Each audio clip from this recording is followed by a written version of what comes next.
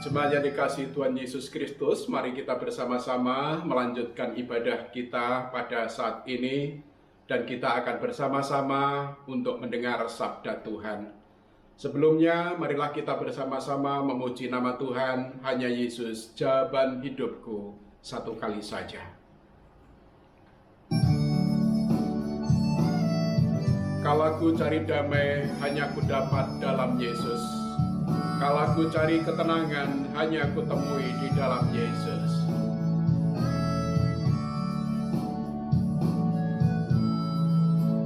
Kalau ku cari damai, hanya ku dapat dalam Yesus.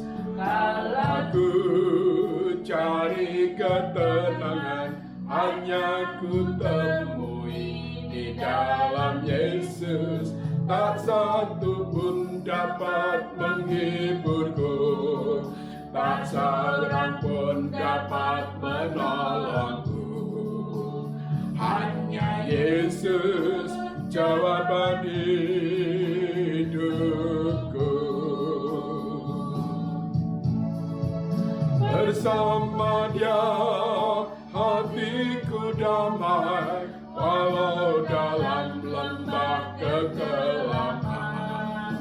Bersama Dia hatiku tenang, walau hidup penuh tantangan. Tak seorang pun dapat menghiburku, tak seorang pun dapat menolongku. Hanya Yesus, jawaban hidupku.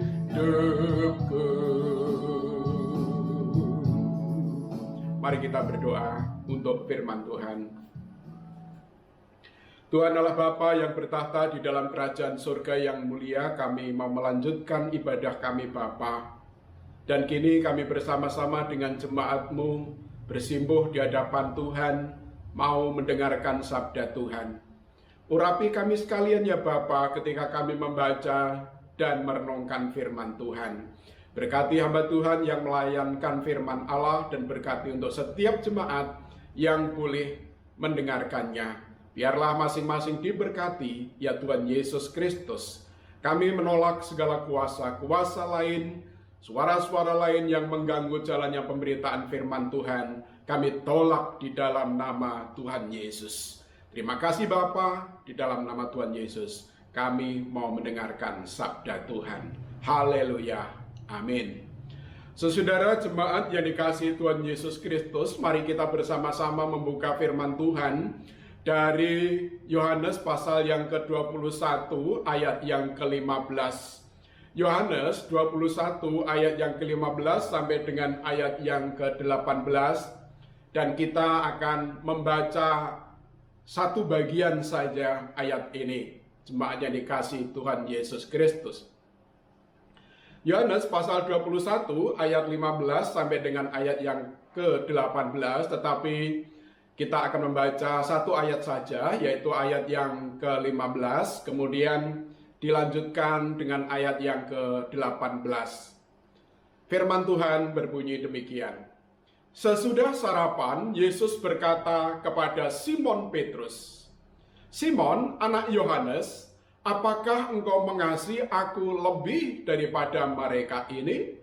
Jawab Petrus kepadanya, "Benar Tuhan, engkau tahu bahwa aku mengasihi engkau." Kata Yesus kepadanya, "Gembalakanlah domba-dombaku."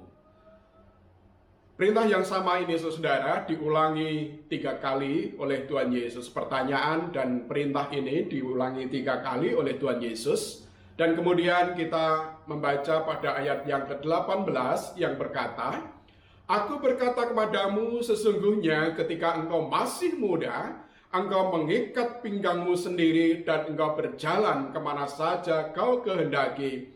Tetapi jika engkau sudah menjadi tua, engkau akan mengulurkan tanganmu dan orang lain akan mengikat engkau dan membawa engkau ke tempat yang tidak kau kehendaki." Sampai demikian jauh pembacaan firman Tuhan untuk kita, Bapak, Ibu, dan saudara yang dikasihi Tuhan. Saudaraku yang dikasihi Tuhan Yesus Kristus, sekedar mengingatkan untuk mengingat bahwa bulan Mei adalah bulan misi, dan tema bulan misi di tahun 2020 ini adalah menjadi batu-batu yang hidup, yang didasari dari 1 Petrus pasal yang kedua ayat yang kelima, sebagaimana yang sudah kita dengarkan bersama-sama di dalam ibadah minggu yang lalu.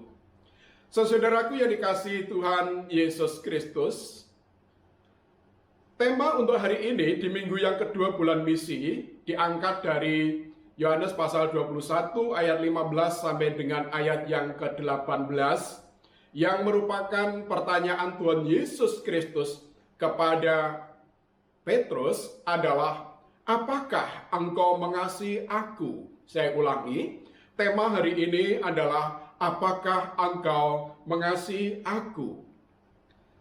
Jemaat yang dikasihi Tuhan Yesus Kristus, pertanyaan yang kita angkat menjadi tema ibadah kita hari ini, apakah engkau mengasihi aku, merupakan pertanyaan Tuhan Yesus khusus kepada Petrus.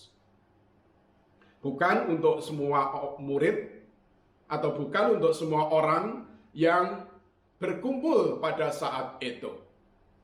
Padahal jika kita melihat dari perikop sebelumnya, saat itu yang bersama-sama dengan Tuhan Yesus tidak hanya Petrus, tetapi juga ada murid-murid yang lain, saudara.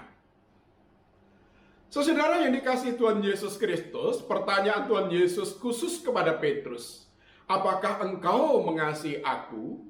Bahkan sampai ditanyakan 3 kali, saudara, bukanlah pertanyaan biasa, tetapi pertanyaan yang mengandung tujuan tertentu, yakni untuk menginsafkan Petrus atas panggilannya yang mengalami kemunduran, yang mengalami kelunturan, sebagaimana teguran Tuhan Yesus terhadap Petrus sebelumnya, yaitu di dalam Lukas 22 ayat yang ke-31 sampai dengan 32, yang berbunyi demikian tegurannya itu.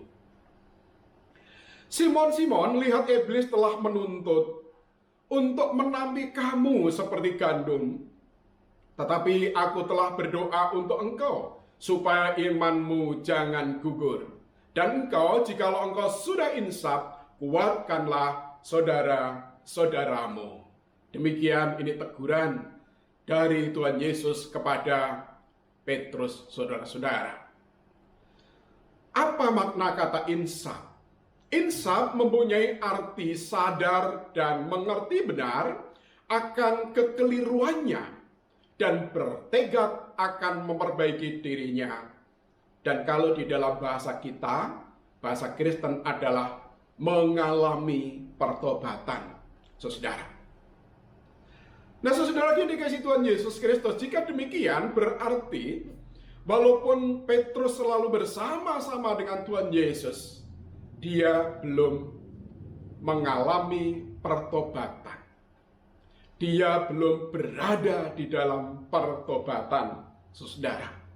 Ini yang dapat kita menyimpulkannya dari pertanyaan Tuhan Yesus kepada Petrus. Saudara, barangkali kita seperti Petrus.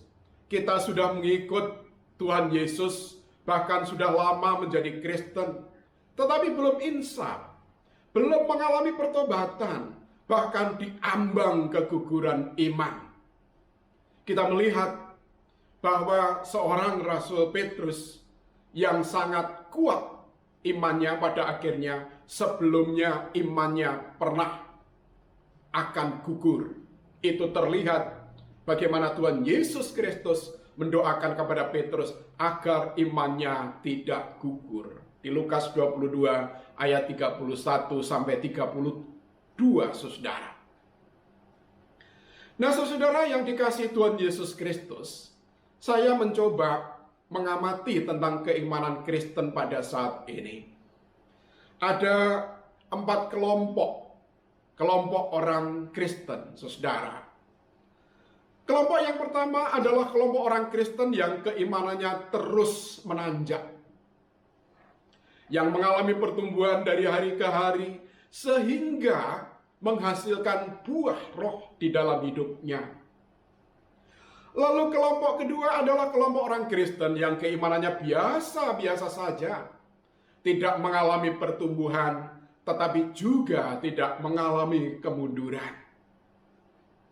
Lalu kelompok yang ketiga adalah kelompok orang Kristen yang imannya mengalami kemunduran, bahkan nyaris gugur seperti Petrus, yang disimbolkan melalui penyangkalan terhadap Tuhan Yesus Kristus. Dan kelompok yang keempat adalah orang-orang yang pernah mengenyam anugerah Tuhan, kebaikan Tuhan. Orang-orang yang pernah menjadi Kristen tetapi meninggalkan Kristus dan beralih kepada kepercayaan atau keimanan di luar Kristus. Saudara yang dikasihi Tuhan Yesus Kristus, jikalau kita bertanya kepada setiap kita, jika mungkin di antara saudara yang saat ini ada di dalam kelompok yang kedua dan yang ketiga, yakni orang Kristen yang biasa-biasa saja, dan atau yang iman saudara nyaris gugur, saudara yang dikasihi Tuhan Yesus Kristus, masih ada kesempatan untuk insaf, masih ada kesempatan untuk bertobat, agar tidak kehilangan kasih karunia Allah. Dan jika ada di antara saudara yang sudah meninggalkan Kristus dan pada saat ini sedang mendengar sabda Tuhan hari ini, saudara, masih ada kesempatan satu kali lagi bagi saudara-saudara yang terhilang untuk kembali kepada Bapa. Satu kesempatan sekali lagi, saudaraku yang dikasihi Tuhan Yesus Kristus, untuk kembali kepada Tuhan. Saudara, kita mengingat tentang kisah anak yang hilang di dalam Alkitab, di mana Tuhan menunggu anak yang hilang itu untuk kembali. Tuhan mencari, Bapa mencari anak yang hilang itu untuk ditemukan kembali. Dan jika saudara-saudara menjadi anak yang hilang pada hari ini, saudara kembalilah kepada Bapa. Bapa menunggu saudara-saudara sekalian. Lalu yang berikutnya, saudara, untuk apa Allah memanggil dan memilih kita menjadi orang-orang percaya? Allah memanggil dan memilih kita menjadi orang-orang percaya, tujuannya adalah agar kita hidup saleh, yakni suatu kualitas hidup yang kudus dan beriman kepada Tuhan Yesus Kristus. Saya ulangi sekali lagi, tujuannya adalah agar kita hidup saleh, yakni suatu kualitas hidup yang kudus, suci, dan beriman kepada Tuhan Yesus Kristus. Itu adalah kesalehan hidup, sebagaimana anjuran Rasul Petrus kepada setiap orang Kristen agar hidup di dalam kesalehan di dunia ini. 2 Petrus 3 ayat yang ke-11, saudara. Bagaimana wujud kesalehan Kristen, saudara? Wujud kesalehan Kristen itu, saudara, sebenarnya terwujud di dalam kesalehan rohani atau kesalehan spiritual dan kesalehan sosial. Kesalehan Kristen tidak hanya kelihatan saleh di hadapan manusia, tetapi juga saleh di hadapan Allah. Sebaliknya tidak hanya kelihatan saleh di hadapan Allah, tetapi juga saleh terhadap sesama manusia. Sebagaimana yang saya sampaikan tadi, yang pada akhirnya kita sebut dengan kesalehan rohani atau kesalehan spiritual dan kesalehan sosial, yaitu kesalehan kita dengan sesama. Yang perlu kita catat bahwa dalam kesalehan Kristen itu bukan hanya tampil fisik yang menunjukkan bahwa kita sebagai orang Kristen, tetapi kesalehan Kristen itu adalah aksi atau perbuatan, saudara. Kesalehan Kristen adalah berbuat bagi Allah maupun bagi sesama, sebagaimana yang dikatakan di dalam hukum Tuhan. Sekali lagi bahwa kesalehan itu adalah berbuat perbuatan, baik kesalehan yang sifatnya kesalehan rohani, kesalehan spiritual, maupun kesalehan sosial terhadap sesama, sebagaimana yang ditekankan di dalam hukum Tuhan yang berbunyi demikian.